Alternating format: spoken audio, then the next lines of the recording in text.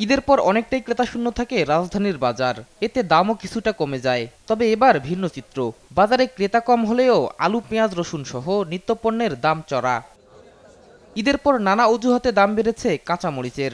এখন প্রতি কেজি বিক্রি হচ্ছে 240 থেকে 280 টাকায়। ডিম বিক্রি হচ্ছে 150 থেকে 160 টাকা ডজন। খুচরায় প্রতি পিস ডিমের দাম 15 টাকা। দেখা গেছে কি এখন কোলেস্টোরে স্টক করে দিয়ে দিতে আছে।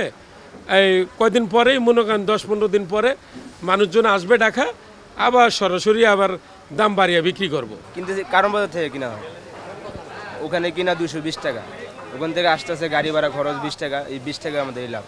আলু 60, টমেটো 140, বেগুন 100 টাকা দরে বিক্রি হচ্ছে। আদার দাম বাড়লেও অপরিবর্তিত রয়েছে পেঁয়াজ ও রসুন। উচ্চ মূল্যের জন্য সিন্ডিকেটকে দায়ী করছেন ক্রেতারা। কেন বেশি এটা তো আসলে সবাই আমরা যদি বেশি দাম দিয়ে কিনতে বেশি হবেই। ঠিক আছে, আমাদের উচিত যেটা বেশি দাম সেটা না খাওয়া। মাঝখানে মধ্যস্বত্বভোগী নানান ধরনের এই পুলিশ থেকে শুরু করে নানান কিছু পাইকার, আড়তদার, এই যে বিভিন্ন জায়গায় যে ঢুকে এগুলো দাম বেড়ে যায়। উৎপাদন আছে এখানে, হয়তোবা সিন্ডিকেটের কোনো কারণ থাকতে পারে। ব্যবসায়ীরা সিন্ডিকেট করে আমরা যারা ভোক্তা তাদের কাছে বেশি দামে বিক্রি করতেছে। ঈদের পর ব্রয়লার মুরগি কেজিতে 20 থেকে 30 টাকা কমে 180 থেকে 190 টাকা বিক্রি হচ্ছে। আগের দামেই বিক্রি হচ্ছে গরু ও খাসির মাংস।